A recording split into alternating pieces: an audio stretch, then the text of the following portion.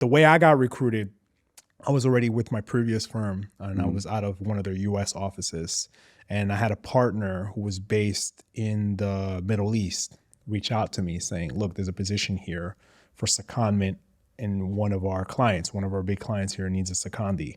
And I sort of jumped at the opportunity because at the time it was during the pandemic. I was back in the US. I had to go back, what I mentioned in our first episode, that I had to go back for health reasons. Yeah. So I didn't want to go back to the US because I was like, had this glowing need to go back. I had to go back to take care of something. So I was looking for ways to get back out. I was thinking about Europe, going back to London. The UAE, I heard one other person who was here, and not that they had anything bad to say, but they weren't trying to sell it to me either, right? Oh, okay, so okay. it was okay. I was like, okay. But I was like, at the time I wanted to be challenged, and I said sure. I said sure, and I went. I was there within a month. I was here within me saying yes.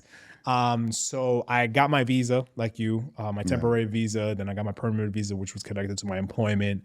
And they put me up. I actually didn't have to jump into a permanent hotel. I got put into temporary housing. I was in corporate housing for 2.5 years until very recently, where I had to go through this whole process of navigating through a rent. So we'll get into that now shortly, but it was too much. So I got here, and then, they put me on temporary housing and up and running. And that was probably, from a professional standpoint, the busiest 2 years I had, because of how much deal volume and transactions were being executed in such a short amount of time, because the company is just running a sprint right now, and the country itself. So going back to, I guess, moving away from like the nitty-gritty process of getting recruited, and also we did mention getting recruited, but there's also job boards, right? LinkedIn is one, right? There's local job boards that people can look at. Also, what I've realized is word of mouth.